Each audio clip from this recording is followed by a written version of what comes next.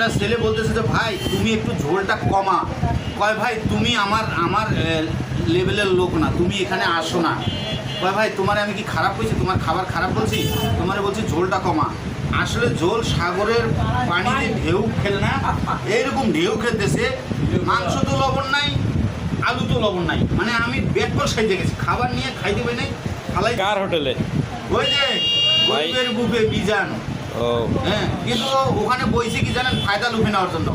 ওই যে বাইরের দেশ থেকে মানুষ টাকা দিতেছে, আবার এখানে যে মানুষ আপনি মনে করছেন অনেক খাবেন, ভাই ওর ঝোল যদি 2 চামচ নেন না, মানে ভাতের নিচ দিয়ে খালি স্রোত বয়, এরকম ঢেউ খেলে।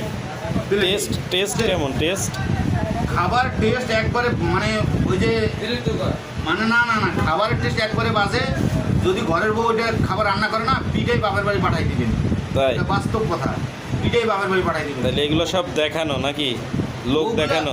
আসলে আমরা পাবলিক তো, ওই যে হুচুকে আমরা মানে হুচুকের পাবলিক একটা কথা আছে না, হ্যাঁ হ্যাঁ, ভাইরাল হয়েছে কি না কি। তো এখন তো আর ওই সেই খাবারের মানও অতটা, আর পরিবেশটাও তো সেরকম ভালো না।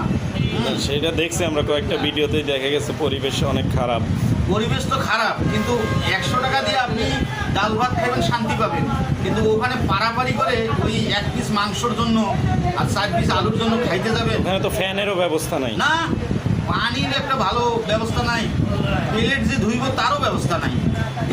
মানে একবারে মানে ওটা বলার মতো না।